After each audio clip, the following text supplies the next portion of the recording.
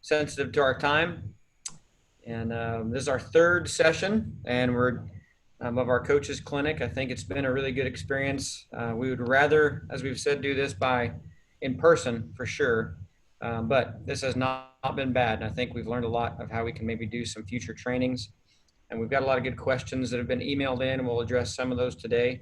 But we'll kind of kick it off with Parker, and he's got a really good session planned today.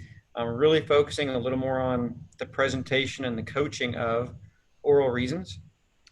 So, Parker, Yeah, looking forward thank today. you, Rusty.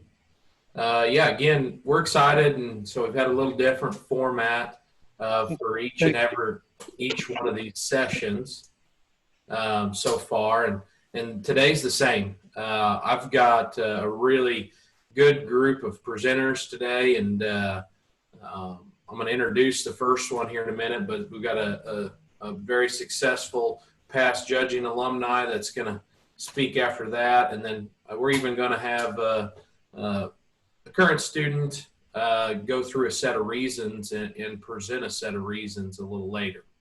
So fun outline to go through, and this is a great topic that we all enjoy a lot, and that's kind of why I know a lot of you are substantially older than me and have many more years of experience. And so I wanted to bring in a guy that I have a ton of respect for, that obviously works for the university, but coached two national champion teams, and has raised a lot of really good hogs in the meantime, and has just a unique outlook on coaching livestock judging teams. And that's Mr. Kim Brock, and he's joined us here today.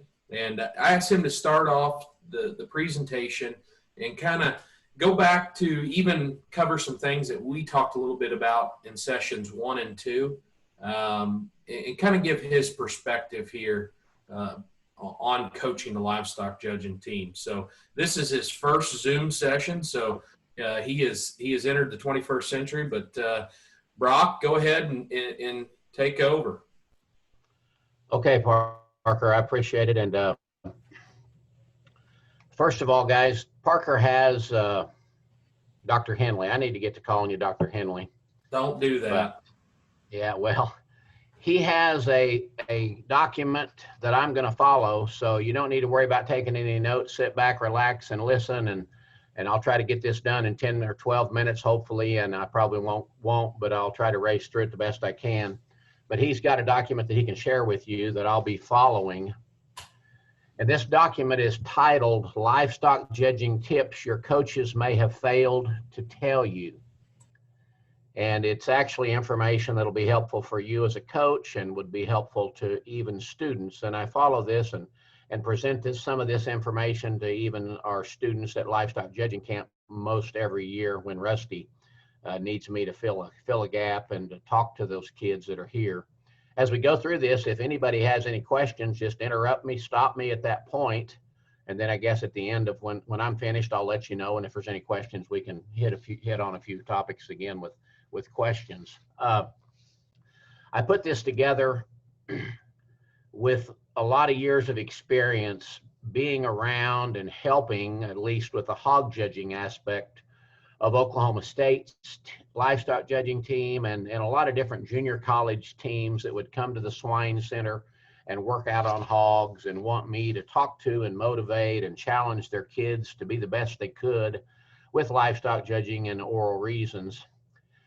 And in my time here, which hasn't been short, my coach was Dr. Bob Kropp, so I experienced him as a coach. Dr. Gerald Callahan as a coach for about 9 years. Dr. Mark Johnson as a livestock coach here for 22 or 3 years, I think. Then Dr. Bloomberg coached for 6 years. And now we've got Dr. Parker Henley here, and I'll be helping him as he wants me to help him with probably just the hog aspect of livestock judging. And Dr. Tadashek was a good friend of mine before he passed away, and of course he was a coach back in the older days, and shared a lot of information with me. So I put together the information I'm getting ready to present based on the experience that I had as a coach and that I had as a student judge. And I think you'll find it interesting, and it'll overlap a little bit on some of the things that Parker and Dr. Rusk and Rusty have already covered with you, but we'll just get through it the best we can. My first bullet point is judge lots of classes. There's no experience, no substitute for experience. And I do believe that to be true, especially when you're starting with 4-H and FFA youngsters. But the next statement under that bullet says, however, coaches have to be careful about if and when is the right time for extremely difficult classes to be seen. If you're close to a state contest or close to a national contest with collegiate kids, you want to be careful about classes that might burst their bubble or hurt their confidence, in my opinion. So as a coach, you have to be careful. I can remember being in junior college back in Miami in the 70s at NEO, and my coach there, my first coach there, would sometimes somewhat arrogantly say, just drop forehead out. And then he would say, yep, they'll work judge them. He might not have even looked at him when he said that. But sometimes those kind of dangerously tough classes, if that was the case, could not build the confidence of your students. And I would just caution you to try to be careful to build the confidence of your students as you get close to competitions. The next bullet point is one of the most important things that I've learned, and I think it's very important to share with you, and that is develop confidence in placing classes. My point by saying that is there are a lot of outstanding livestock people out there in the collegiate coaching arena. There's a lot of good livestock people out there coaching 4-H and FFA teams that have a well-rounded knowledge of all species. But it's the ones that can build the confidence in their kids so that they don't second guess themselves absolutely to death that are the ones that can be successful. There's, these kids that are involved in livestock judging, be it at high school or youth levels or collegiately, it's a big commitment. It takes a lot of time. Learning oral reasons is a challenge. They put enough pressure on themselves, is what I'm saying, that you don't want as a coach to be intimidating to those kids so that they feel even more pressure if they fail or if they bust a class. You have to be supportive. And that's one thing when I coached collegiately that I learned was that these kids are dedicated. They're giving their life to livestock judging at Oklahoma State in the instance where I coached. And for them to feel any pressure from a coach that they might get reprimanded in a negative way if they didn't do good, be it after a workout or a contest, just adds extra pressure. Coach Bloomberg asked me to talk to his team a couple years ago before they went to Louisville, and here's the example that I gave. You have to believe in yourself. You're educated enough and have put enough time in that any one of these collegiate coaches at OSU could go back to their home county and coach the 4-H or FFA team and do a great job and feel confident to do a great job. And most of the kids, as I talked to them, said, yeah, I think I could do that. But here's the example I would give you. If it's just them and these high school or 4-H kids, and they're out there judging a class of cattle, this collegiate coach at OSU, this participant for OSU, is going to feel confident because they're older and they know they're way more experienced.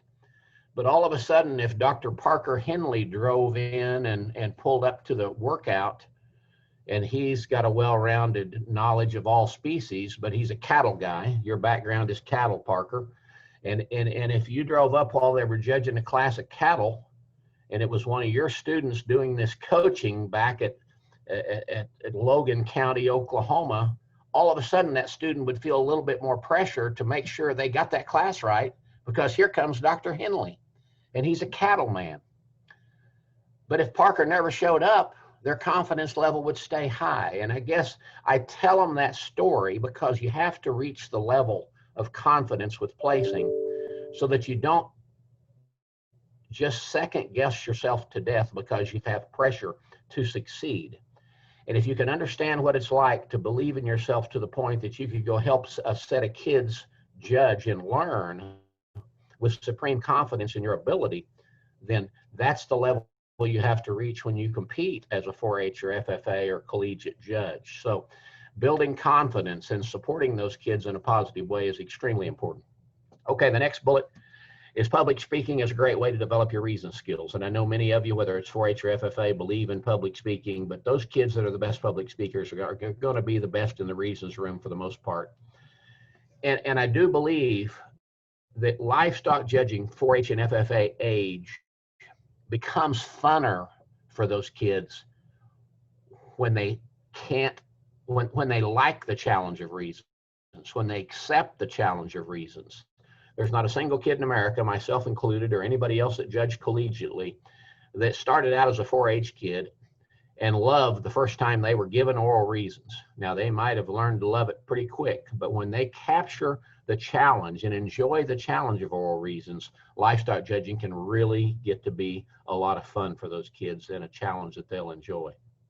Next bullet, study outstanding speakers. Pay attention to the details of the most dynamic speakers you hear. Now, where can you study outstanding speakers? Well, you can study them anywhere. You can watch TV, you can listen to them on the radio. Obviously, you know, in academia, you're going to get a chance to listen to people that are committed and convincing in what they say. But that's what we need to do if we're going to build outstanding speakers, is challenge and show them examples of outstanding speakers. Okay, the next bullet, accuracy is important, but not enough. I remembered growing up and being in college judging myself, and the coaches would always say, well, accuracy is the most important thing. Accuracy is the most important thing. And I don't want to diminish that statement, but let me read the rest of this bullet that is entitled, Accuracy is Important, but Not Enough. Reasons takers have a big job listening to 50 to 120 sets in a contest setting. I'm going to also put in here, a lot of times reasons takers are not qualified to listen to reasons. And I don't want to be critical of any contest, collegiate or high school or 4-H, but we sometimes fill the void for reasons takers with kids that really aren't practiced at listening, or maybe aren't as qualified as we wish they all were. Then I continue to read, accuracy is always very important, but of those students that are reasonably accurate, the best reason scores will be awarded to the most dynamic, confident, and convincing speakers. And I think that's a very important point about reasons. You can go in there and be accurate, but if you're not dynamic, confident, and convincing in your approach, you're not going to be one of the top reasons scores in that contest, in my opinion. Okay, next bullet, as we try to continue to move quickly, perfect the set of reasons before you leave them behind. Many of today's successful coaches have students give the same set of reasons multiple times until they are perfect. Make it a habit to select all or some of the reason sets from a workout or contest. And then it says practice alone on your own time perfecting them. Well, whether it's alone on a student's own time perfecting them, or you as a coach asking those kids to give that set 3 or 4 or 5 times, sometimes with young kids in particular, and I'm not saying this doesn't work collegiately. When I coached, I can remember we might build on a set of reasons and keep giving the same set 3 or 4 times until we got everything right the way we needed them. And this haste of moving and talking 6 sets of reasons in a quick fashion and going through them all might not be the best approach for practicing reasons. It might be better to perfect a set and work on a set a lot before you actually move to another set. At least for the youth, I think that could be an important point to look at. Next bullet point, writing reasons is a strategy used even by collegiate livestock teams. You know, a lot of times in college, junior college, senior college, you know, the kids said, well, we're in college, we don't write reasons anymore, but sometimes a phrase or how to put the words together in the most convincing manner can really be perfected. And you can see the example of that if you write a set of reasons. So don't think that writing reasons is something that we just need to throw away and not utilize, because I think it can help a kid build on getting better. Next bullet point, terminology must fit the species. And I'll read this one. Reasons takers are always confident that they can pick out the cattle kids if they're listening to cattle, the hog kids if they're listening to hogs, the sheep kids if they're listening to sheep, and give those kids the highest scores. Species-specific terminology is very, very important. If your terminology is not on target for each species, it'll be tough for you to reach your potential. And this is your job as a coach, to learn from industry leaders, senior college coaches, people that are experienced, what the proper and updated terminology is for the current times within each species. Okay, the next bullet point might be the most important thing that I'm going to tell you, in my opinion, and it's titled Practice Reasons on Your Own. And let me just read this one to you. The most important and productive reasons practice time is when you are alone.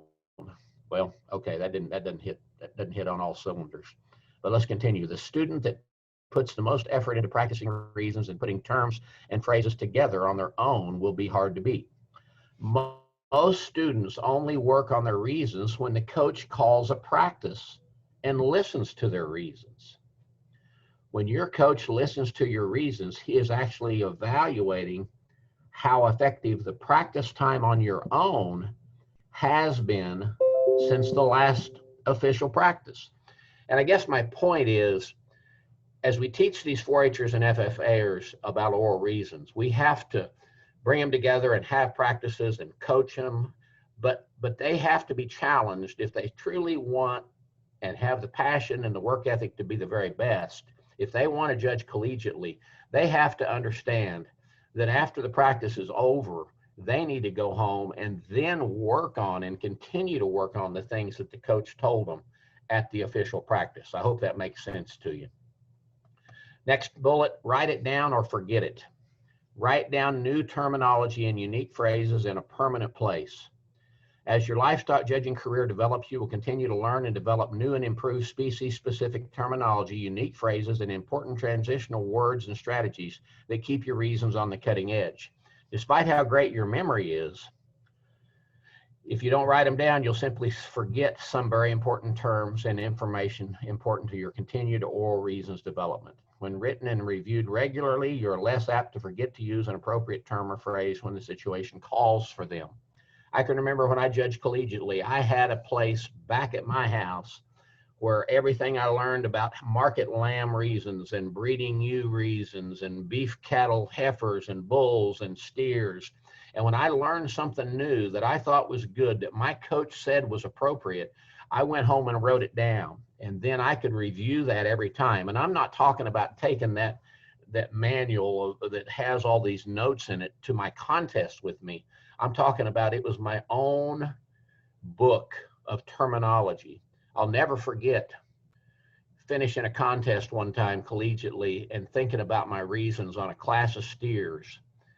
And I said, oh my gosh, I forgot to use that outstanding phrase that we just talked about at the practice before last.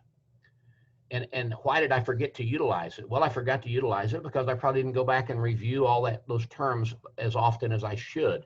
But if we're not careful, we learn good things, but if we don't write them down, and I challenge you as a coach of livestock judging participants to keep your own list and challenge those kids to write down terminology and keep them updated so that you don't forget to use the things you've learned. Okay, listen to your teammates. The next bullet, listen to your teammates give reasons. The strategy of allowing reasons sets to be listened by the entire team allows students to learn from the good or bad examples of their teammates. If you get the chance to listen to reasons from experienced college students, take notes. And many of you will probably understand how important it would be, and you're going to get to listen to a set of college reasons today, right, Dr. Henley? That's correct. Okay. Next bullet point, passion and work ethic. And this is basic, but I just, regardless of what it is, athletics, livestock judging, making 4-point in school, which is more important in high school now than it's ever been. Passion and work ethic, no different than accomplishing other goals in life. Those students that are the most passionate and show the greatest work ethic will likely become the best at 4-H, FFA, and collegiate livestock judging. Okay, I've got one more bullet and I'll be done. And this one is is somewhat borderline, but I'm gonna share it with you. The statement for this final bullet is, I hate too much time between reasons in contest situations. Hi, Ashley. I just see you just joined us. So anyway, I hate too much time in reasons in contest situations. And so here, I'm just going to read this to you and I'm about done. Are you kidding me? When I judged in college and heard about other contestants complaining about too much time between reason sets in contest, I just smiled. I knew that while they were complaining, I would continue to work perfecting my set and out-talk them. Another simple work harder than your competitor strategy when extra time is available is to start working on the set that is after the delayed set. Long delays between reason sets, usually due to a slow reasons taker, sometimes can produce less time for preparation of the following set. And I guess my point is, I understand that it's frustrating if there's not the consistent amount of time between sets. And I know that if there's way too much time, sometimes kids and even collegiate contestants can fall into the trap of maybe memorizing exact words instead of just phrases. But, you know, we're memorizing phrases and sentences and organizing our presentation as we study our reasons and get ready to present them. And if we have to be careful not to have so much time that we memorize exact words and it stumps us, so be it. But I just challenge you that when you take on the challenge of oral reasons, you gave me a little bit more time when I was in college, and I was determined to be unbeatable because of the fact that I got a little extra time. And once again, to think about the following set and get started on it instead of just sitting there and being frustrated is another good point. Okay, I'm to the end of my list. If anybody's got any questions, I'd be glad to try to answer them, but Dr. Henley, Dr. Russ could probably do a better job than I. No, thank you for coming on and speaking, Brock. We really appreciate it. And like he said, I have this document here that we will make available that Brock put together that he likes to go over at times, but it just outlines kind of everything he talked about. And to me, I wanted him to speak here today because I think that's, in a way, another summary of a lot of the things we talked about and from a different perspective. And, you know, inclusion of these type of people in this is one of my big take homes for you here at the end of the day. And we'll get to that in a minute, but I'll share this with everybody that I'm sharing on the screen currently, but this is kind of the document that Brock just went over. So thank you, Brock. We really appreciate it. We enjoy your perspective on things. So, Parker, I'm going to leave the meeting. My boss is on the screen, and I want him to know that I've got a lot of things to get done. Imagine that. So, all right. Well, thank you very much. So, Thank you, Kim. Bye now. So I'm going to share my screen again here, and we'll have a short presentation, and then I have, like I said, more people that are going to speak with us, but I'm going to jump on here and kind of get things started. That was kind of the opening, and this is a little bit of an outline for today. We've obviously already went over the first point there. I'm going to start this off and kind of talk a little bit about questions and how to incorporate that into your practices as a coach here for just a few minutes. And then Ashley Judge, as she already joined, is going to jump on here in a few minutes and talk about the reasons mindset and some of those things. We'll get a little more into format. We'll talk about some ideas for practices, and then we're going to wrap things up today. So that's what you got to expect for. I think it's going to be good. So, you know, not to be too brief here, but you know, asking questions is the first part that we want to discuss. But I definitely think this is one of the most underutilized techniques that a coach can include in their arsenal. I think it's a way to really assess the understanding of a class, assess your students' understanding of a class. And so I utilize this a lot, especially in the springtime where I'm still trying to figure out or challenge our students to improve their evaluation skills. And so I think it makes them pay a little more attention, and improves their note-taking skills throughout the class. So I think this is a great thing to incorporate as a coach. And so if you're asking, like, what does a good set of questions look like? And obviously many of you are preparing students for contests that actually ask questions. Whereas in the collegiate level, we don't have many contests outside of the National Barrow Show and the National Meat Animal Evaluation Contest that ask questions. So for you preparing students for a contest, I think there's a couple important things to know about questions. And Rusty's here and was going to just highlight a few things that we tell officials as well when they're writing questions. And so, Rusty, your thoughts on that? Yeah, so questions are really challenging. I think most contestants say that questions obviously really trip them up. And I think because maybe there's anxiety with it, but maybe there's not enough good training, like Parker said. So whenever we have officials where we have them tasked with creating a set of questions, and we do that not just at those contests that Parker mentioned, but like at the GCC contest, we do that. A lot of times you'll have questions offered, sometimes at a last minute effort, because for some reason you can't do reasons. And so having a set of questions a lot of times will pop up at maybe even some of these smaller contests. If your kids aren't ready for them, they'll get in real trouble. So we want our officials to ask questions that are really representative of what the class is placed upon. And so if you're going to listen to a set of reasons, you would hope that there are some really major key points that a contestant would bring out in the class in a set of oral reasons. And those are the kinds of questions that are really good to be asking them. So if there's a really close top pair and you're having to make that decision, asking a couple of questions that helped you decide that pair, or the committee helped them to decide how to place that pair. If there was an easy bottom, if there was an easy top, big picture questions that basically are the discussion points that you had when you placed the class as an official. So that's kind of how we frame questions and how I ask officials to do questions. Absolutely. No, that's a lot of the way I think of it. And so, in practice, definitely, obviously you want to try to get around 10 questions, but if there's more questions in practice, don't feel bad about asking 15 of them if there's 15 good questions. Some things that I always consider, I tell people when we're preparing for questions is tell your students to take notes just the same way that they would if it was a reasons class. All right. And I think that'll really help them identify the important things that questions may be about.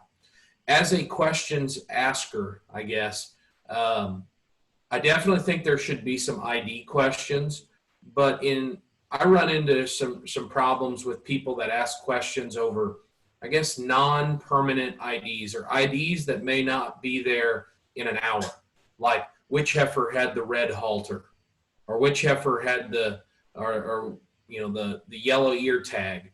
Some of those kind of IDs that could literally change in the next 10 minutes, I'm not a big fan of asking. IDs, though, such as who's the branded heifer, things like that are more permanent, I think are great ones. But just watch those halter color IDs or tag color ID type questions. Definitely focus your questions between the pairs or where you'd want to hear the discussion. Use description, use true, false. And then a good question really avoids the gray area calls, or another way of putting that is a question that is mostly objective. And so if multiple people can answer the question right, then it's a good question. I talked about preparing for questions. Remember to practice like you play, and that's a point to lead into definitely put your students through the pressure of taking notes, reading the notes, and then putting their notes away, and then answering the questions, because most places you're not going to have those available. All right. And then I kind of hit this, but encourage them to take notes just like reasons, because that's how we're going to write the questions as well. And then as you go through and answer the questions, just make sure that they are picturing the livestock in their head as they're answering each one. There will likely be a question that they don't have wrote down, or they don't immediately know the answer, but if they can think back and think about the livestock in their head, it'll help a lot with answering that question. And I put this last one is, there's really only one way to get good at answering questions, and that's to ask a lot of them.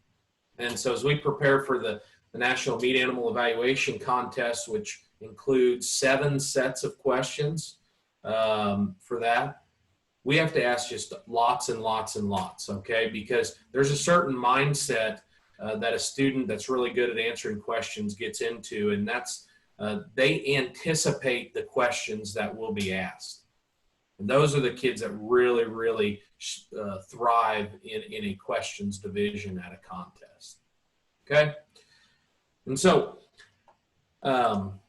without being too long-winded or too short there, that's just kind of some of the big highlights that I like to think of when asking questions or writing them, coaching questions. And so that was the first part that we want to discuss. But as we transition more into the reasons portion of coaching, I thought that there was a person that came to mind immediately that I have an immense amount of respect for, that I thought would be just great to hear from and hear some thoughts. So Rusty, introduce our next speaker. Oh, I thought you were introducing me, man.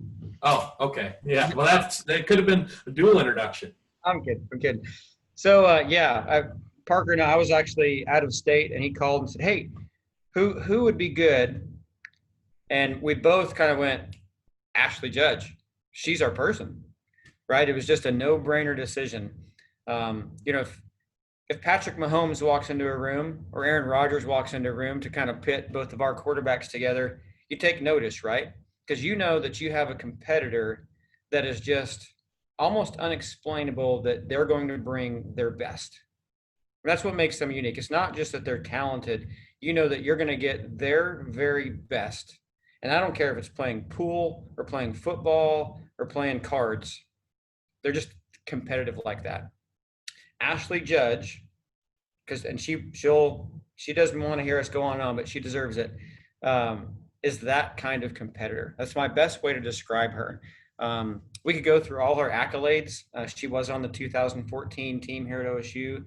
From high school to junior college to senior college, she was devastating to compete against. She literally, particularly in the reasons room, was someone that you were just not going to beat. So you had to come off the floor and beat her by 50 or 60 points if you're going to beat her overall, because she was just going to out-talk you that bad. And in my 15 years of being here at OSU as a faculty member, my previous years of being a college student, I personally have never seen someone that dominant before. There have been some other really, really good ones, and she's related to one of them.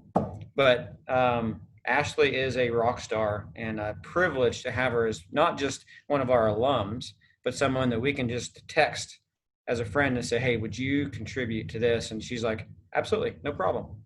So, Ashley, would you mind talking with our crew about what we got going on here, and particularly with oral reasons and maybe even the perseverance that it takes to compete through that process?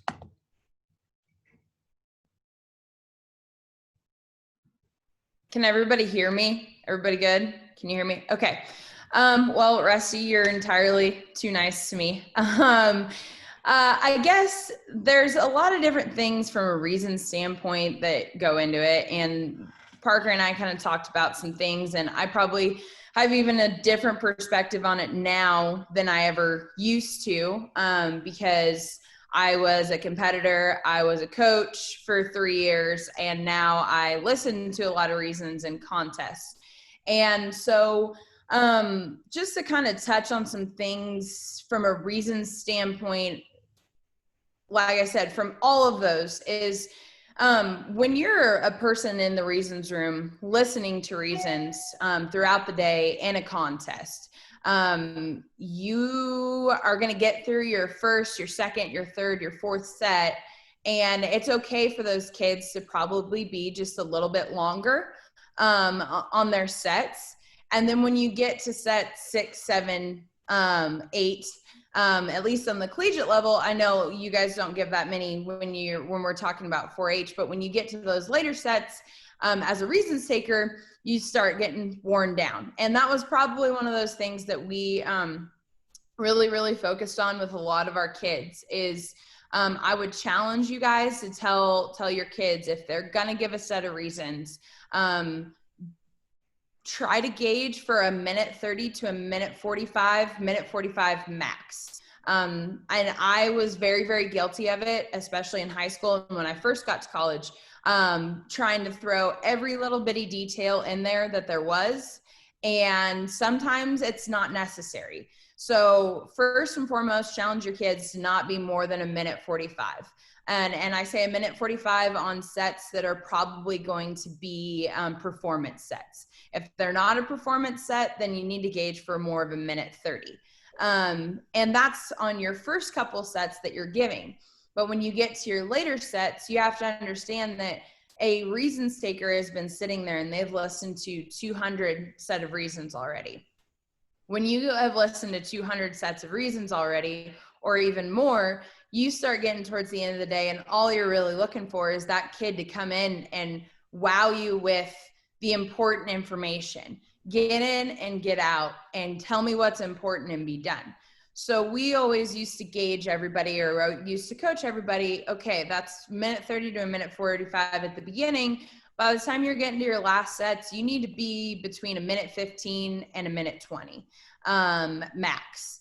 Because those reasons takers, like I said, yes, they want to listen to your content, they want to hear you, but they've also sat through 200 sets of reasons already. And it gets very, very overwhelming and daunting, and you just start getting very tired. And it's very refreshing to have a kid come in and just be honest, tell you what's there, and be very, very accurate, I guess. Another thing that I think probably goes unnoticed from the reasons side of stuff is the image that you give a reasons taker the minute you walk in the door. So a lot of times, and especially on a 4-H level and a younger level, you'll have kids come in and be like, you know, I've never given a set of reasons before, and be really, really nervous, which I think every reasons taker that's been there and listened to that completely understands that. But what I would tell you, and what I would tell you to tell your kids, is it speaks volumes when a kid comes in, stands very upright and straight, and just exudes confidence. Whether they're confident in their set or not, acting like they're confident in what they're about to tell you automatically gives you a reassuring feeling that that kid has it going on. That kid, you know, is here. That here is a competitor. That kid is here as a competitor. That kid is here to give me a really good set and to win, if that makes any sense. And really, all reasons is confidence.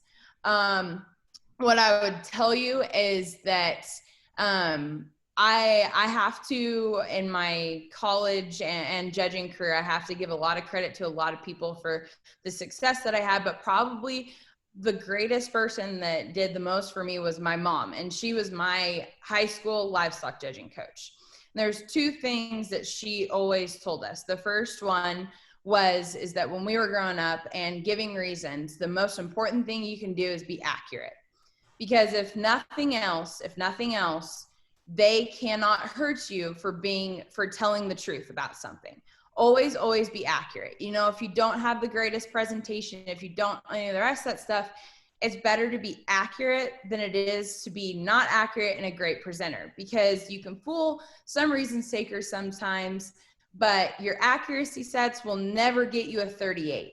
you might not get that 49, but you'll still score in the range of 43 to 45 if you're accurate every single time. And the other thing she always told us was the best thing you could do is become a chameleon. If you don't raise that species, if you know nothing about that species, still come in and act like you do. Convince that reasons taker that you are, I'm a cattle person 100% all the way. Always have been. That's the only thing we ever raised, the only thing we ever showed.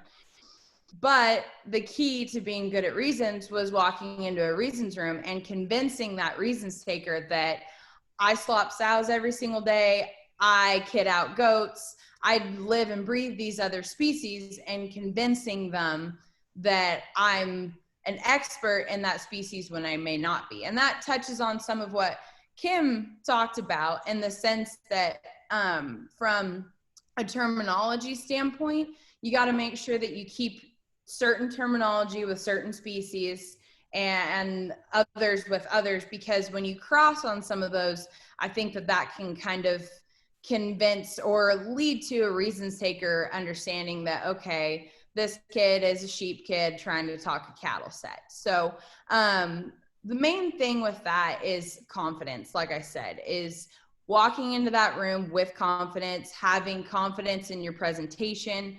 And I guess that's probably the greatest thing that I could lead with on that is, and I know it's hard because at the 4-H and the FFA level, you got a lot of kids that have never given a set of reasons before, but getting them to that point where they have confidence in themselves is really, really key. You know, I was very successful in reasons, was around a ton of people, coached a ton of people that were very successful in reasons. What I would say is what it takes to be good at reasons. And I think that there's a couple of different things. I think there's one thing that goes really unnoticed. Whenever I started coaching, we kind of started implementing some of this, is grammar and English skills. You know, I am not an advocate of writing out your reasons by any means, because I think it makes you memorize it.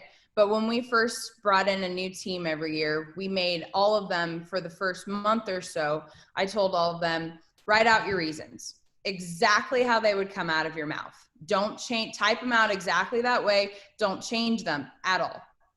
And let me hand them to me and let me edit them for you and show you where you need to pause, put commas in places, work on your grammar, because when your grammar and your English skills are really, really good, then your sentences become a lot more complete than a lot of choppy statements that don't go together, if that makes any sense. I think that is an important skill that, to me, a lot of the really, really good reasons givers over the years have that ability to be really good at grammar and English and writing and understanding where to pause, where to put influence. This is something that I think that as you guys have kids that start out, you know, freshmen and go on later, that I think would be really important to kind of implement, talk about, you know, with some of like your seniors and your older kids, is teaching them how to use their facial expressions and how to use their voice for fluctuation.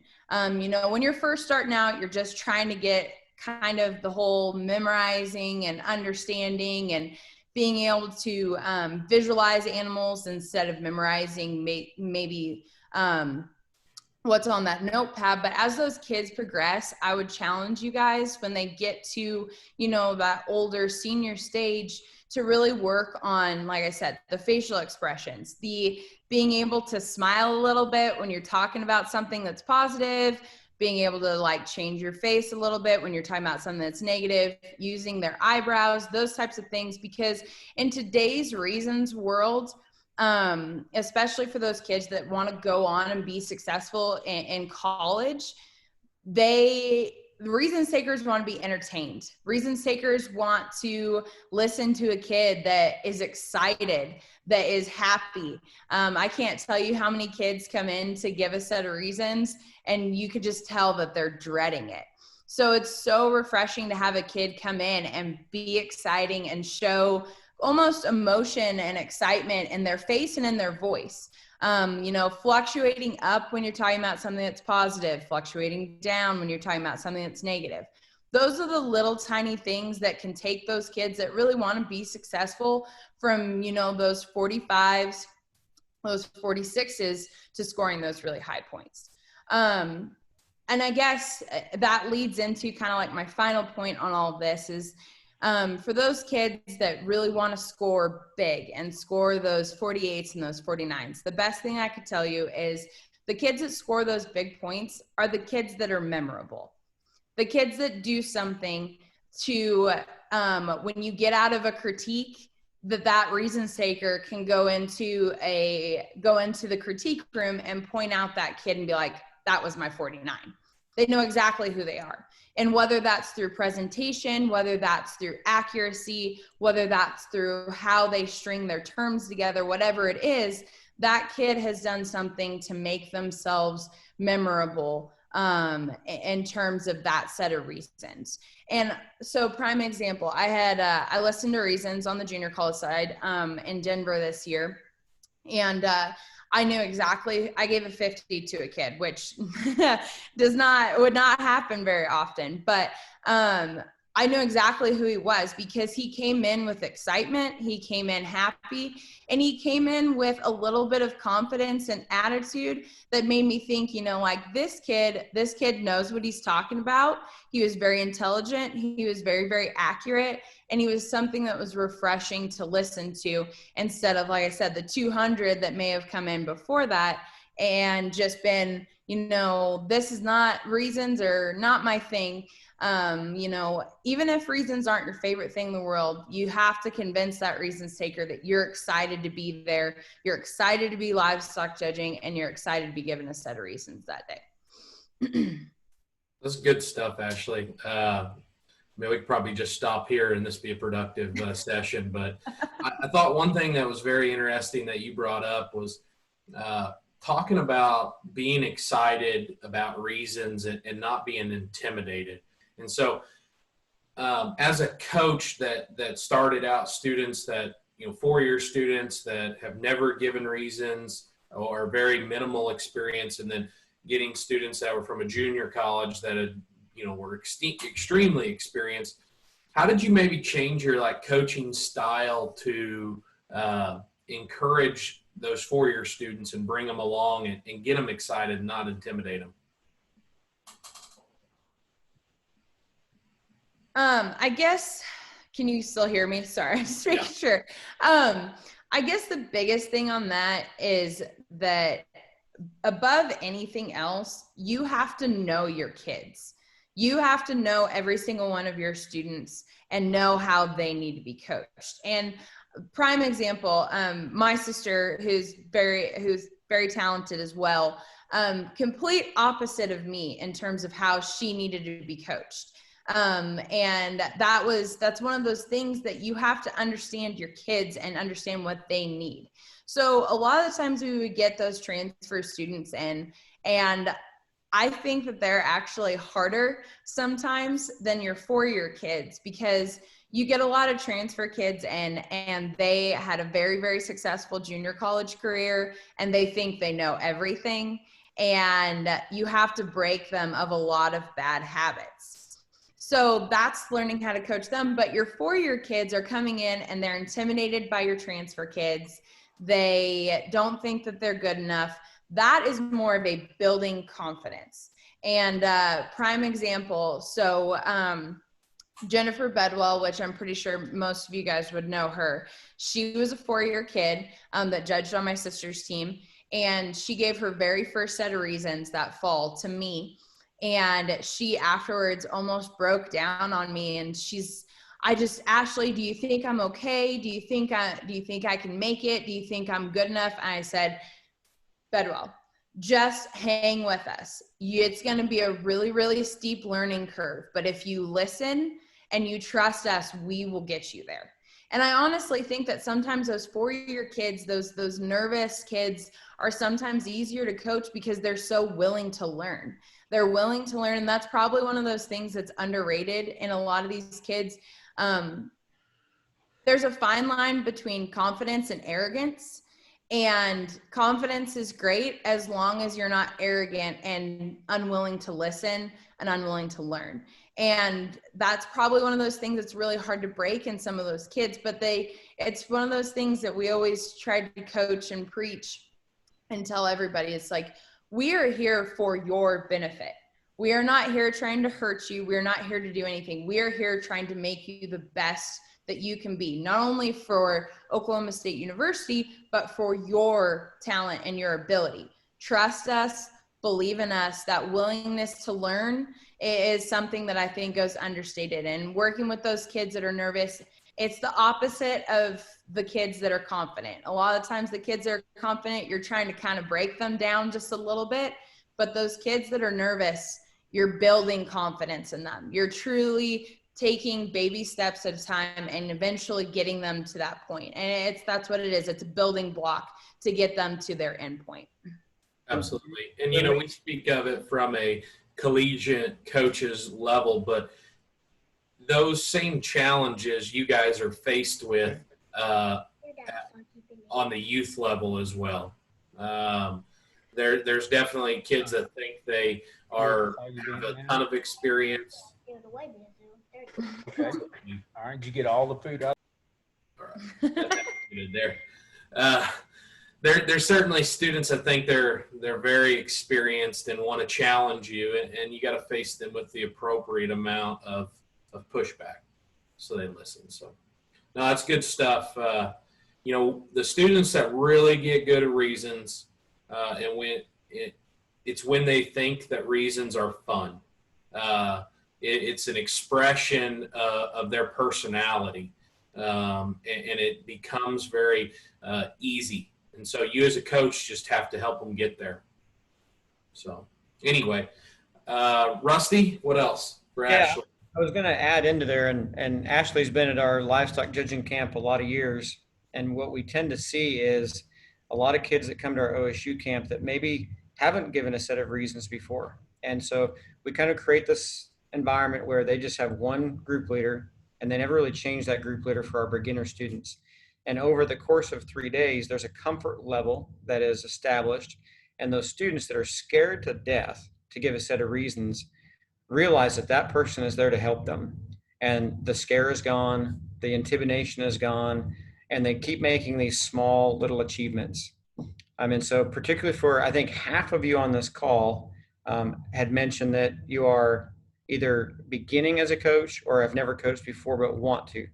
And you're going to get a lot of kids that you that are not coming in with any experience. And so making small, achievable kind of milestones for them is going to be a real key for you to kind of grow them. And you'll see that steep learning curve that Ashley just mentioned is very possible and will happen once they realize you are there for them and you're not to be they're not coming to you out of fear anymore. And once you can kind of get past that, that relationship one-on-one with those students will just flourish, and it'll really make a lot of incredible impact outside of reasons, you know, that fosters that. Well, good. Ashley, thank you so much for joining. I was intent that I maybe even learned something, so that's fun listening to you speak there. So appreciate it. We'll talk to you soon, and Okay. Great stuff. Thanks, Ashley. Thanks, guys. Yeah. Well, good. So I'm going to kind of pick up where she kind of left off there. Open. Go ahead and share my screen. I've got a few more things, just presentation wise, and then we're gonna actually judge a class here in a minute. So, you know, I think we talked a little bit on this on the very first session, which was kind of the introduction into to judging, getting the team started.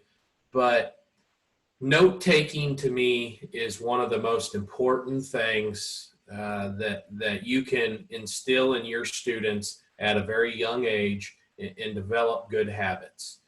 because I think one of the common things that we get into is we always hear this, that officials will say, oh, that student was lying, or I wish you'd not lie to me. Well, in most students' cases, they're not trying to come up, they don't think they're lying. What happens is they judge the class. They don't necessarily get efficient at taking notes. And then when they're preparing their reasons 2 to 3 hours later, they think back in their mind and they say, you know what, I did think number 2 was heavier boned than number 1. And that not be the case. And they build this up in their mind when they weren't looking at the animals and asking themselves, is that true or is that false? And so this was my goal, and I was telling Rusty about a story this morning when we started. Was that when I left a set of our class, I wanted almost all of my content in a set of reasons to be complete. I may not have the exact transitions. I may not have the wording in my head for the opening done, but while I was looking at that class with my right in front of it, I wanted to make sure that every single box on my notebook was filled, and I was not going to add content or change things later, because things in your mind can get a little skewed after a couple hours. Okay, and after a long day, that can really challenge a student. So really encourage them to make sure their notebooks are filled out. And as a coach, I think one of the best ways to make that an important thing is to check notebooks after a class. Say you get a card turned in that you don't think is right. Take their notebook. Let me see what you got wrote down, and see what they're filling out. And I think that's a great way to challenge students, to encourage them to fill out their notebooks while they're looking at their class. I think it can really help with cutting down on those lies that reasons takers refer to. I talked about this as well, but I'm going to re-hit it again. But I think reasons need to follow the compare, grant, and criticize format. That is the way reasons have been structured since the early days. All reasons takers think about oral reasons in this format. And so I refer to it as compare, grant, criticize, or a 9-box system when you're taking notes. Whatever you want to is fine. This set of notes I have shown here, obviously has the 9 boxes. And so in this top box where it says 1/2, that would be our compare, or why 1 beats 2. This box where it says 2/1, that would be a grant for the second place animal back over the first place animal, and then a criticism below that of why 2 is second. Okay, I think that is something that you have to instill and make sure we follow that. Sometimes when I've listened to youth sets, there's some people that just give reasons where they like maybe at a show where a judge just talks about an animal, moves to the next one, and on down. And that again brings up a point that I'll cover in just a second. But Ashley talked about my second one, which is think about grammar. Okay, boy, this is so important. When you're giving a set of reasons, if it's not grammatically correct, it's just really hard to listen to as an official. And most times if somebody comes in and says something that's not grammatically correct, I spend the next 15 minutes or 15 seconds thinking about the error they made instead of listening to what they're actually saying. And usually if I'm zoned out, you're not going to get a very good score. All right. And we've talked about that a bunch today, but it's important. Have students type them out. Have them critically think about where commas should be at in a set, where periods should be. Think about run-on sentences and how words are put together. I know there's certain words that we use in the livestock world that are probably not actual words, And some of those are a little challenging to really put in there. But if you think about grammar and you have good grammar, you will do well. I put this as the old sentence structure that we think about as who, what, and where. Who is being the ID of the animal. Use that. You know, what is their advantage or disadvantage, and where is that disadvantage or disadvantage at? And so if you think about that from a sentence structure standpoint, it can really help. This is something that a phrase, I guess, that I said one day to some students I was coaching when I felt like our reasons were non-committal and we didn't make calls. We didn't put ERs and ESTs on words. I said this one day and it kind of stuck, but there's a reason that we call them reasons, not descriptions. Okay, if they were descriptions, we would just talk about just describe an animal with no ERs or ESTs. And sometimes in collegiate sets, we hear that a lot, and it's a way that avoids making gray area calls. But me as an official, if a student doesn't make a call, make the appropriate calls, I can't score them very well, and that's bottom line. And so portray, as you're taking your notes, as you're looking at that class, think about the logic that you went through while you were placing it.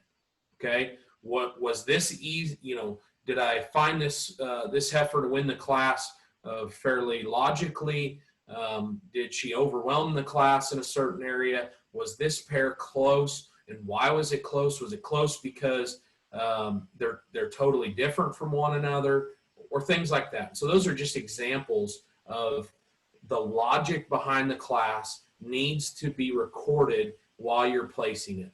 Okay, and that kind of thought process brings me into my next slide here, which most coaches kind of refer to it, but a set of reasons should paint a picture. Okay, and as you're doing it, an official ought to be able to close his eyes and think about that class and say, that was the exact process that I went through, and that was my exact picture in my mind of those livestock. And so if you stress that and keep talking about it, be descriptive, be accurate, and paint a picture, I think is a great thought process behind reasons. One way that I think really helps in reasons is to talk angles and IDs. Okay, tell me where you were at when you made that decision. Whether it be when I stepped in behind them, maybe it's in a market lamb set, but my decision was made when I stepped in the handle or at the handle. Things like that are great in portraying the thought process, as well as IDs. Maybe it's when the blue hip barra crossed the ring, or when the belted barra drove right away from me. He was square. Some just IDs and angles really help you portray that image to the reasons taker, and it really takes that reasons taker back to their exact thought process as well. And I think that's extremely important. We've talked a lot about this morning, but I think a good reasons giver will understand how people conceptualize information.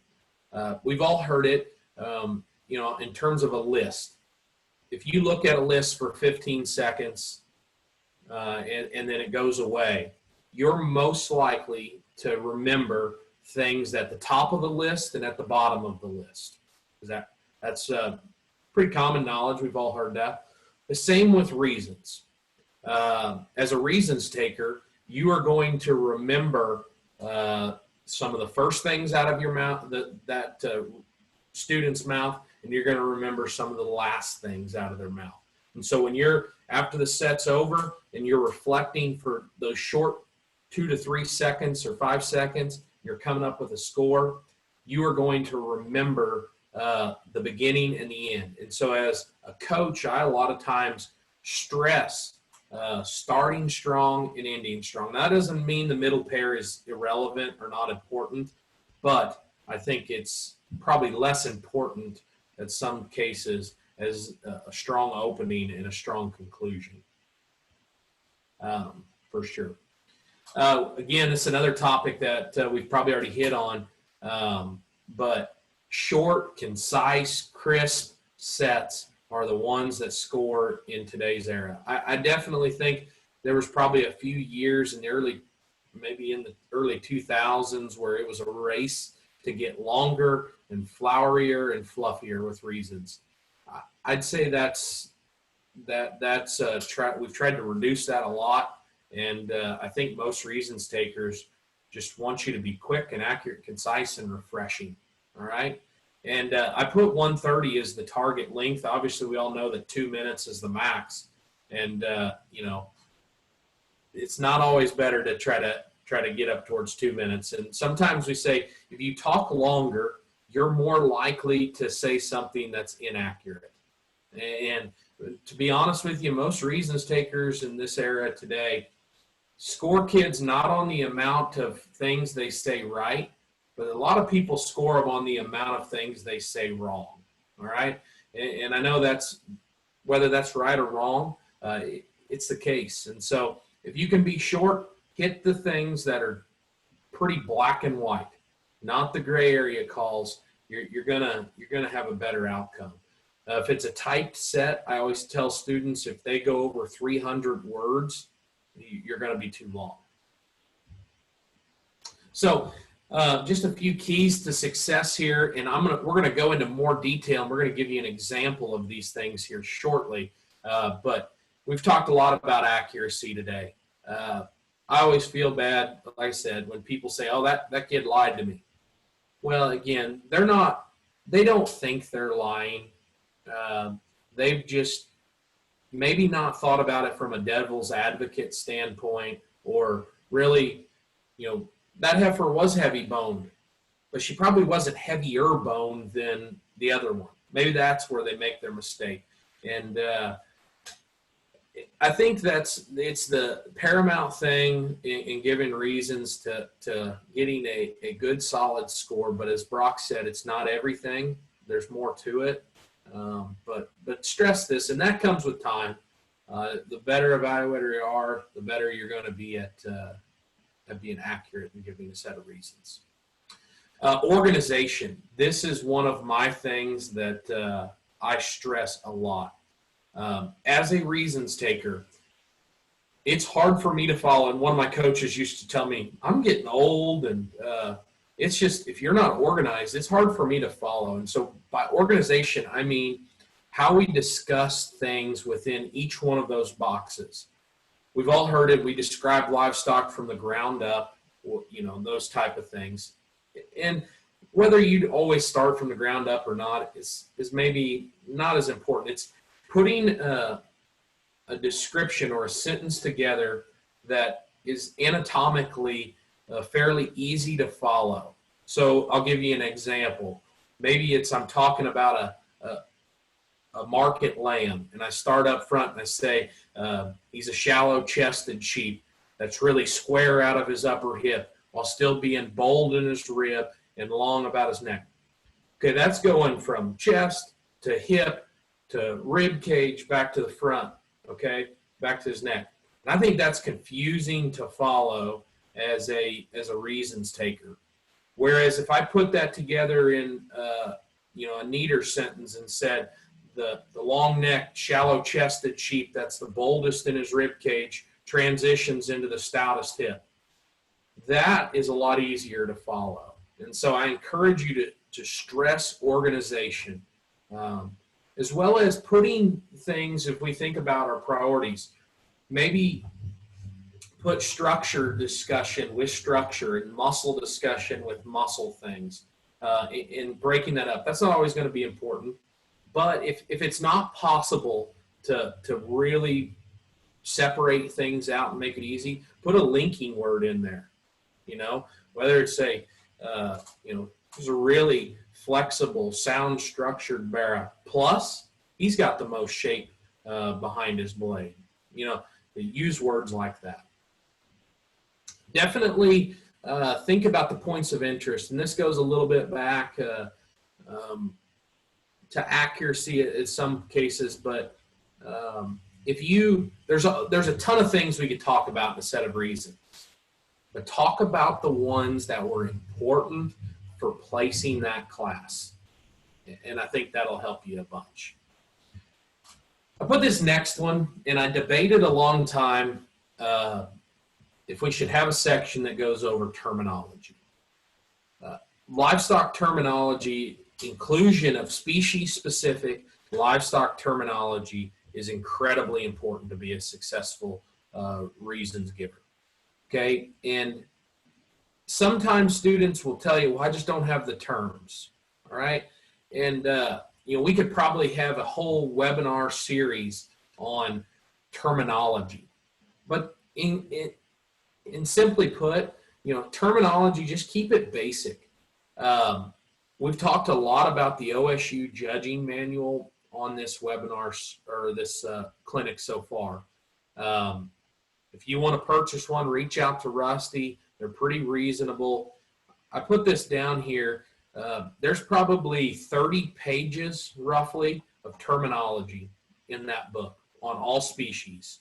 And I just put the page numbers. There's 6 pages of swine. There's 9 pages of cattle, 7 pages of sheep, and some pages of goat terminology as well. So for us to go through each one of those terms individually and me try to describe where that's at on an animal, how to use it, that's a multiple series type discussion. So just thought that'd be a little challenging to do over, you know, a Zoom meeting. So I encourage you to look at that. There's some good discussion on how to use that, where to use it, and maybe hopefully in the next time we have one of these or we do it in person, we can go over more of that and talk about some of those things. The terminology honestly doesn't change too much. It does a little bit, but I mean, we've been using things like heavy boned and powerfully constructed for years. And so don't reinvent the wheel on terminology. There's thousands of term books out there. Just make sure students use them correctly, I guess is my best advice. Presentation. This is extremely important. I think that if you're not a captivating speaker, you leave a lot of points on the table. And this may be the one thing, maybe the most beneficial thing that a student can take away from livestock judging. Okay, this is a skill that they can use for the rest of their life, and we can, if we're good coaches in improving their oral reasons and their presentation skills, it's going to help them for the rest of their life. And I encourage you, sometimes at the beginning when they're struggling with terminology, they don't have the phrasing just down perfectly yet, work on presentation. You know, talk about speaking, and Brock and Ashley both discussed that today a lot in detail, but it's overly important. And again, confidence. You know, until that student gets their scores back, they need to think that they just gave a 50, right? They need to have the kind of confidence that makes them think that they've done no wrong until they've been told otherwise. They come in and cower and are worried and act like they talked to 42, they're probably going to get a 42 or less.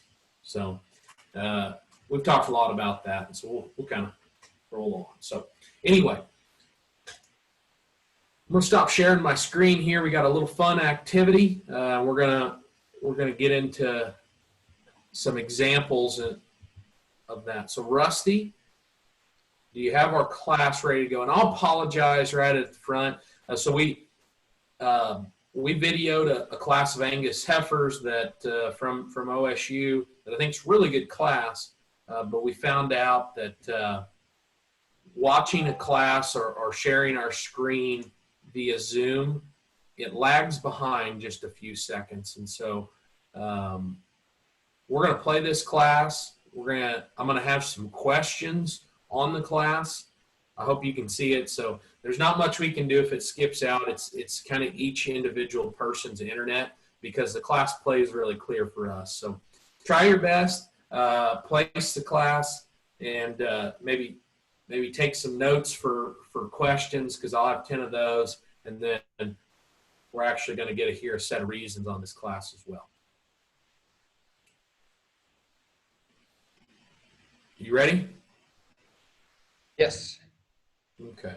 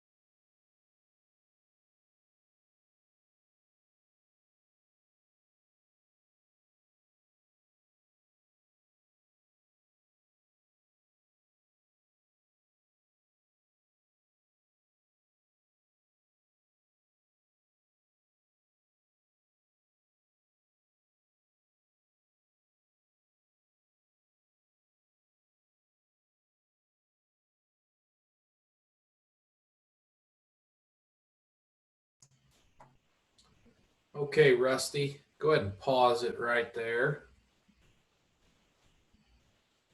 Okay, be coming up with your placing.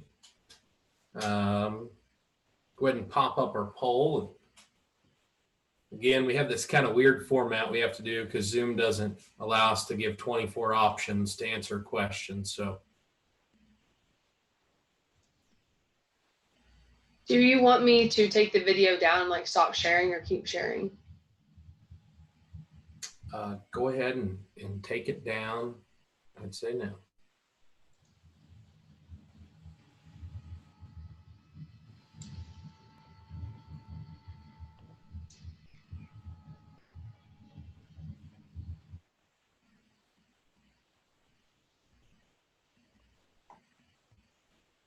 Couple more people put their placing in. All right. So we've got our placings now. Rusty, can you put up our other poll now, our questions? I'm sure going to try. Okay.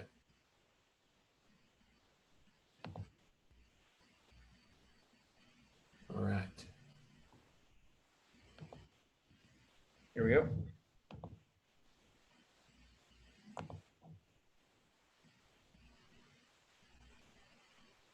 You see that?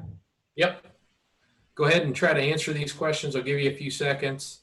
Maybe a little challenging on a couple of structure ones, depending on your internet speed, but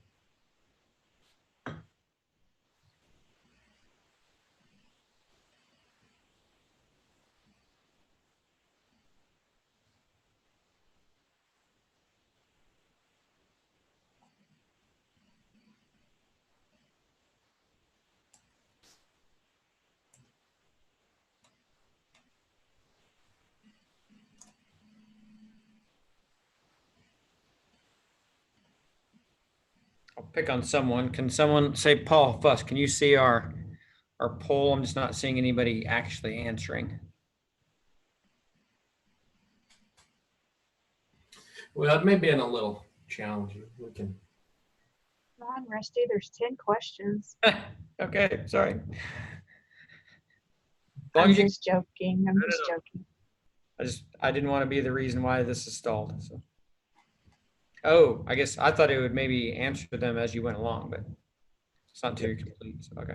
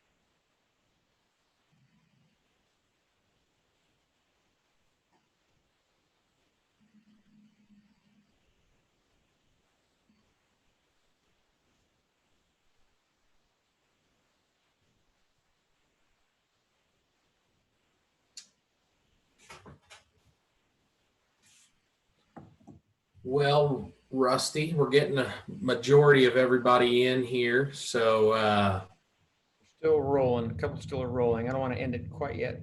Let's get to Okay. 20. well, as this kind of gets up here, I'm going to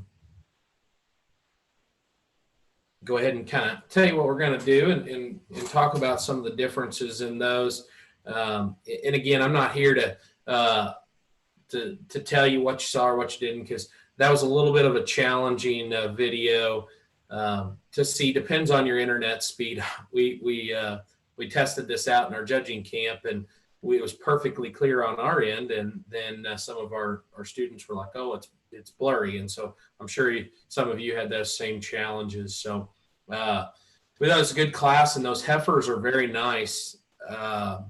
Actually, those were the 4 heifers in OSU's champion pin of Angus heifers at the National Western.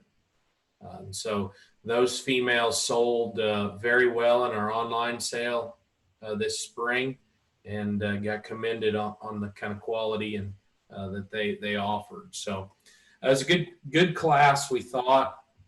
Obviously one of the challenging things to videos are they maybe miss some things that you can see in person in terms of size, performance, different deals like that. So the cuts of this class are much different than maybe in-person judging. And so that's just kind of a demonstration of some of the challenges to judging online. So we're very fortunate. All right, Bree, did I stop your sharing your screen? Oh, she's back on. I told her, as you discussed it, I thought we'd have the class back up. Oh, okay. Yeah, perfect. So just leave it right there. That'll be good. But this is a good quality class. This number 1 heifer is actually the leadoff heifer in the pen of 3. And we think she's very good. She's really big-footed and heavy bone. She's got a lot of power to her, and yet still balances very nicely from the profile. And I know from a structure standpoint, I think she's easily the best in the class. On the other end of the spectrum, there's a 4 heifer. If you look up through her shoulder angle, she's pretty straight there, and then directly behind her shoulder in her heart and her forerib, she's kind of tight. She doesn't balance well there. She's a little bigger in her navel, and then her hind legs a little frail and just a little tight when she moves. And so I think she's probably the one that you can pick the most on from a quality standpoint and just a fundamental standpoint. So real briefly, I think number 1's very, very good. And I think number 4's solid, productive female, but just not in the same league as probably the other 3. And then I think it's a close middle pair between 3 and 2. The 2 heifer is really deep bodied. She looks pretty easy fleshing. I think she's just a very practical, fundamentally correct heifer that doesn't overwhelm you. She's a little short fronted and a little plain up here. In person, she's a little short coupled as well, and probably has a little extra condition just in her flank and around her pones and things like that. And so, again, very fundamental, moderate, deep bodied, but doesn't have a lot to her, but represents a good kind of cattle. The number 3 heifer is a heifer that's really long and big and extended. She offers a lot of volume, a lot of performance, and a lot of substance. She definitely is a little awkward in her chest, and it hangs down here and pushes forward a little bit for sure. And at times in this video, I don't know if you could see it, but she comes in at her hock and kind of sets down outside of herself as well. So there's some challenges there. The number 3 heifer here was actually the high seller in her online sale this spring. Maybe doesn't look as impressive on the video as she does in person. So it's definitely a challenge, but irregardless, we still think it's a middle pair. You've got more length, extension, and probably volume versus more moderation and depth and things like that. But number 1 wins easy. Number 4 goes 4th. Okay. Go ahead and stop sharing, Bree. One thing that we're very fortunate to have, let me get to that, just scroll down here. So I asked Tierney Johnson, who's on the current team, to judge this class, take her own set of notes, and she took a picture of that and is going to share it, and then she's going to give this set in just a few seconds. But this is how she takes notes here. And I'll point out some things that I really like. It doesn't matter. This format's slightly different than the one we even showed, but up top you have the IDs and a basic description that she writes down. We talked about how important the intro to a set is, and so she writes out her intro and make sure that she emphasizes that. Okay, there's just points and bullet points of the important things to talk in each one of these boxes. But at the top, you can see the transition words that she utilizes to go between those boxes. Like maybe in the middle, in the criticism in the middle pair, the third place effort, it's unfortunately or unfortunate. Sure, she is in the grant in the bottom pair. Personally, those are all different transition words that she went ahead and wrote out that tells the story the best there. So Tierney, are you on? Can you hear us? Yes. All right, there you are. So she's going to give us this set of reasons here. I'm going to give her a little introduction because she's quite good at reasons and has incredible presentation and does an awesome job. And I just wanted you guys to hear this, somebody that's been extremely successful. So she's going to give it live here on this class that you all judge. So Tierney, go ahead. I'll sort the Angus heifers 1, 3, 2, 4. I'll always be a big fan of Angus cattle that are extreme and sticking to the basics, like that high volume deep-heeled one. Talk about a fresh, neat looking one who transitions into such a bold and capacious center skeleton. Yet I find it impressive she still packs it with plenty of power while still remaining so soft off her rear pasterns. Now, if you're actually looking for more, then get in behind the heifer in second and you're really impressed. She's so opened up and transitions back out of a wide and square pelvis. It's just unfortunate that as the cattle to circle, female with a nickel extra chest needs to be more angular up front. She gets pretty choppy and awkward in the way she sets them down. But I'm not going to lie to you, I do think the middle decision of cattle comes with some give or take, and that's what makes it challenging.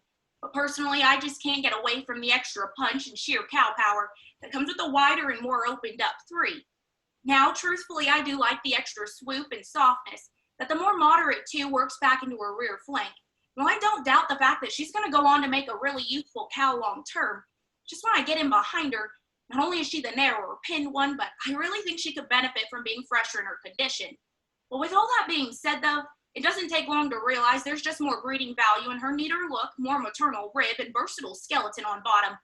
Sure, I guess you could say the heifer who rounds out the set is moderate, and yeah, she's got some length. But personally, I just don't see her coarse makeup or hard-doing body type ever generating a high seller. Thank you. Good. That was a very good set. Yeah, there's some head shakes there. That's great. Thank you for joining. And so I hope you guys can see at the collegiate level from somebody that's been very successful this last spring on how good of a speaker she is. And so she's captivating and the flow is awesome. So that was great. I'm gonna put this back up here.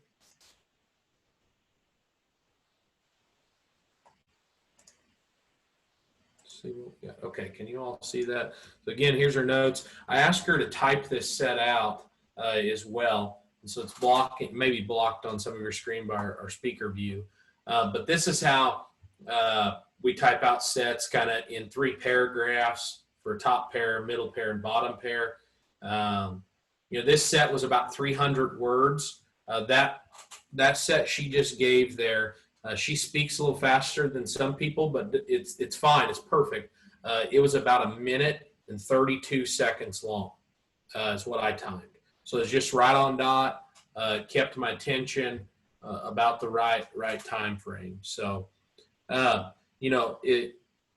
there could be some things we go through and change just a little bit. Always as a coach, you want to give some feedback on different things that people could say. I think that's important to all of them. But I wanted you guys to just hear that, to know what a really good set in the collegiate world sounds like today. Rusty, any comments? Things you need to hear? A couple things, if I think back to Brock and Ashley, and a third part, that set might be intimidating to even some of you all, thinking, wow, I didn't even know how to get there. But don't hear that. Go back to those building blocks. It wasn't that long ago that she was that first-time 4-H giver, right? So this is kind of what you get to build. But 2 things that I think really stood out of that set that you can kind of cling to was she sounded like a cattle girl, didn't she? Just there's just no doubt in your mind that she's been raised around cattle her whole entire life by the set she just gave. But also how grammatically correct it was. That she just, you don't have her ACT score, but she just sounded intelligent. And she communicated a very intelligent kind of breakdown of a class that you go, oh, wow, this is a fun conversation. No matter who you are, if you're the reasons taker, that was fun to listen to. Even if she placed it different than you, that was a digestible, okay, I want to hear this out. So none of that had to do with terms. It was really the way she went about it and the way that you can really help your kids to kind of go about a discussion. Anyway, that's what I pull out of it that I think would be good for them to as well. Well, yeah, Tierney, thank you so much. I've listened to a few times this spring, and I always enjoy. It's really refreshing and fun to listen to it and captivating. And so, just going to strive for. She's going to have a good fall ahead of her. So, thank you very much for joining us and doing that. No problem. Thank you. All right, so we're going to wrap things up here, and just as a coach, some things you can do to get people. So we've talked about what a set of reasons sounds like and what you need to get to, but what can you do from a practice standpoint to get there? And so I put this meme up here. I told Rusty I had some good memes, but don't be too hard. You guys are that did not occur with one day of practice.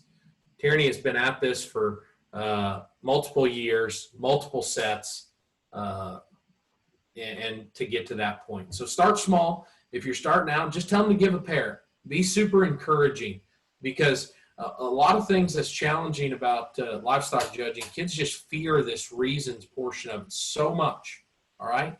And be very encouraging to them, and do things that are fun.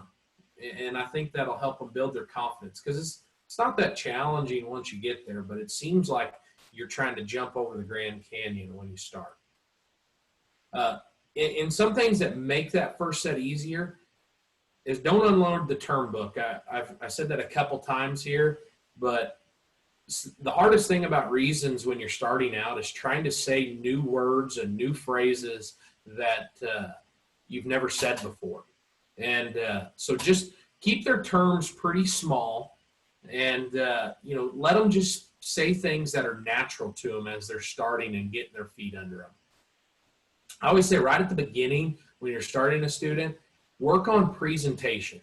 There's plenty of time to get terms, and they'll get that more and more. Work on the grammar and presentation portion of it. Start with, whether that's be like, oh, stick your chest out. Raise your chin up a little bit so your voice projects more. Talk a little deeper. Talk louder. All these type of different things. How to stand. How to hold your hands. That's where I'd start with the most at the beginning. And then again, just build confidence so that they don't just fear reasons so much. So I wanted to end on this, but the types of practices that you can do. Obviously, the first one I put up here is the standard practice. And that's where we judge classes, we come in, we give sets over those classes and give a feedback, and they move on to the next set. That's great. That's what kind of referred to as a standard practice. Brock talked about this, and it's something that I think is very important, is having a re-give or doing a re-give. Because if we tell a student to make a correction and they say, yeah, okay, I got that. But if they don't actually go through the motions of correcting that and saying that, it won't ever stick. And so just giving a set, giving feedback, moving on, that's your goal. It's just not going to be super effective. Even if you can't get through every set you want to, you spend on one, have them try to perfect it, have them perfect that saying, okay? The specific wording that they wanted to, I think is important. Type sets are essential. I remember my senior college year, starting the fall, I really was trying to improve my wording and my pauses. I typed out every set I gave. As soon as I got done giving it, I would come back, type it out word for word, look at where I paused and be like, oh, that wording needs to be changed to be more effective. I think it can be great. And as a coach, you can give feedback on that, send it back out to them. It's not everything, but I think it can be good. Accuracy sets. What I mean by that is after you're getting a little closer to the contest and you've worked on all this, a lot of students will just rely on the crutch of you describing the class, filling out their notebooks, and then giving the set. Accuracy sets can be good to test your students, figure out which ones are reading the livestock right, but that's when you go judge a class, you give no critique over it, and you tell them to prepare the set just like they would in a contest. Give that set to you, and then go back and look at the class after they give the set and talk about what things they missed, from an accuracy standpoint. And you kind of focus on accuracy. Videoed sets. I think these are great. We do it a lot, and now that technology is a lot easier to work with. I remember even when I first started coaching, we had big video cameras, and we had SD cards, and we had to set them up and click start and stop, and had to have a special device to play that. Now you just pull out your phone, video it, plug your phone into a computer, and you can project it back up and play it. You can send it, sometimes text message or Facebook Messenger to the student to let them watch it. There's all these different kind of things that you can do with it. It's a lot simpler. So ways that I use this is I'll videotape them and then play it in front of them. Make them watch themselves. That's the best way to see how you speak. It's the best way to help improve, posture, facial expressions, things like that. Sometimes when students, they hear themselves, they're like, oh boy, they just cringe. But I think you can make a lot of progress when you video, show it to them, and even make them give a re-give after that and see if they change things. So that kind of transitions into more things that I think can help with presentation or building. We call them progressive sets, but that's where a student gives and then they stay in the room for the next person, and we keep giving, the whole team gives, and eventually the last person that gives in front of everybody in front of them. And I think this is a great way for students that don't have as much experience or not as talented in reasons can hear really talented people, but you still get a normal practice in. I'll encourage you though, when you develop that reasons order, put the most talented or the best reasons givers towards the end of the line. You want to make the ones that are not as good, that are more fearful of giving in front of people, go first, and then let them listen to everybody on the team throughout the whole session there, and go to the more experienced people that maybe don't need to hear other people. So we use progressive sets a lot. It's a way to kind of kill two birds with one stone, if you may say that. Rapid fire sets, something we refer to. Most contests, you have plenty of time between sets of reasons, but actually at the junior college level, at the North American, you sometimes get less than 10 minutes per set. So I remember when I was in college, before that, our coaches would give us, hey, these are 6 sets. Your row's only going to have 5 people in it. We're going to go through this quickly so you know how to prepare a set in a short amount of time. I don't recommend this unless you're going to a contest that's going to have very short rows, or you have students that just take forever to prepare their sets. Okay. Distraction sets are something that I put down here. A lot of teams utilize where maybe there's, a coach, you write things down, you make kind of the scoffed on your face. So to see if it throws students off, because some students, they can be given a set of reasons and an official kind of lowers his brow or puts an odd face and he'll just throw them off. All right. And we want them to be prepared for that, to be more confident even after that happens, or understand the situation. So maybe it's you make noises in the background. One time I made a couple people give their set at the exact same time. And if one person stopped or stumbled, we started over. And we kept going till both people finished their set without stopping, and they gave it at the same time, because I felt like we were struggling to push through sets or get through them in an appropriate amount of time. Last thing I have here, it can be fun for a more talented group, is a reasons jackpot. And maybe too young kids, this would be a little challenging, but your older ones, have everybody throw $1 into the pot, and give 2 or 3 sets, score them. High reason score takes the jackpot. It can be a fun way to motivate kids in practice that are super competitive. That's something I'd keep for more of the older kids, but it increases the competitive nature. So to be an effective coach, I think when you're critiquing reasons, get a pad of paper and a pencil out. I know a lot of you can say, "Oh boy, I can remember. I don't need that." Well, sometimes we get off on tangents, and 5 or 6 minutes later, you don't remember what they said in the middle pair. Write things down as you go along. Critically evaluate sets. All right, play the devil's advocate, but don't get caught up on the little things so much. All right, think about big picture stuff as well. Put yourself in that reasons taker's shoes, and remember, the reasons taker only hears your students once.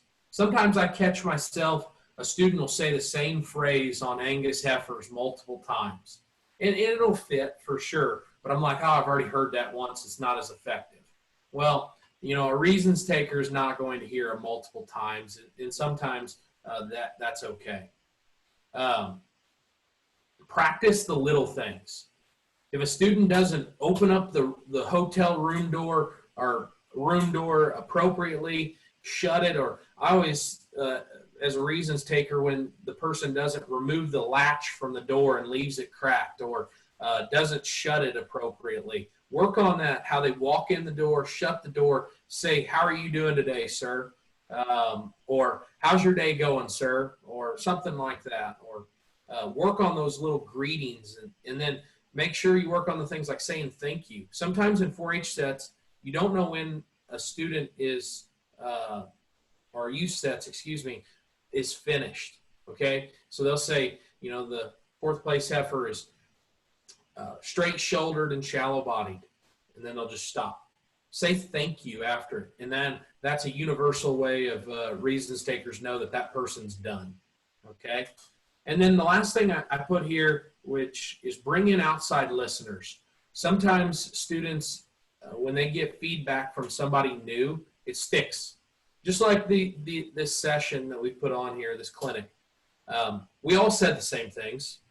We covered a lot of the same details, but maybe you took one point from each one of us today that stuck to the wall.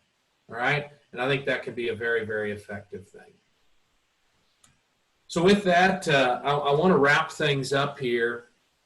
We've thoroughly enjoyed putting on this clinic. We want to be your resources. It's an open door. Reach out to us if you need anything.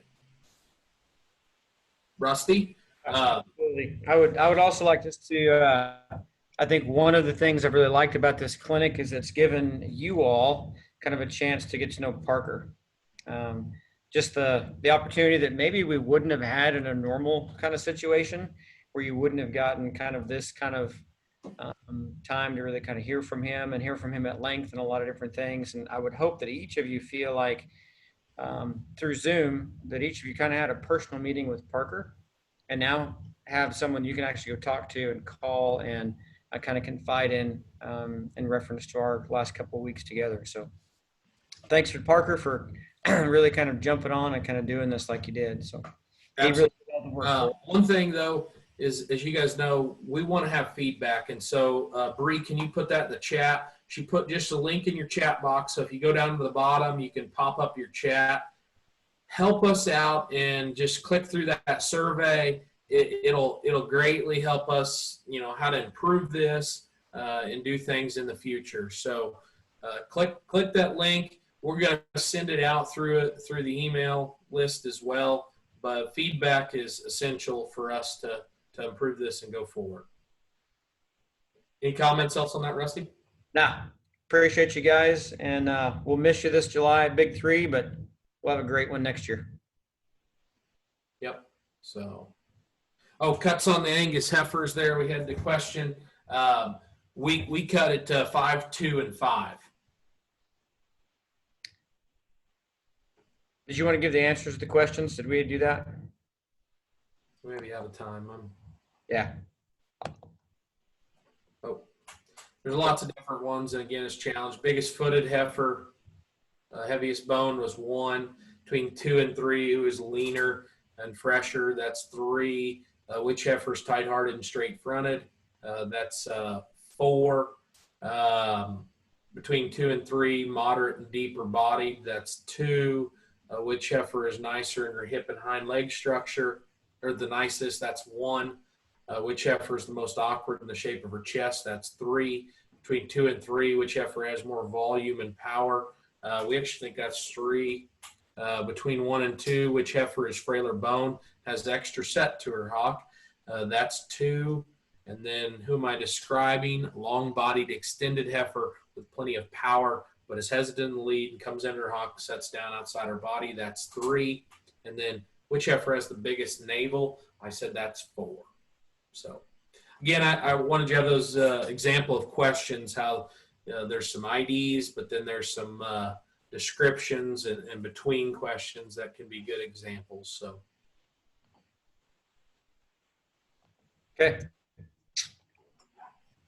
All right. Well, thank you guys so much. We've really enjoyed it. We look forward to doing this in the future. Help us out. Fill out the evaluation form there at the link. So talk to you soon, and we're going to sign off. Thank you.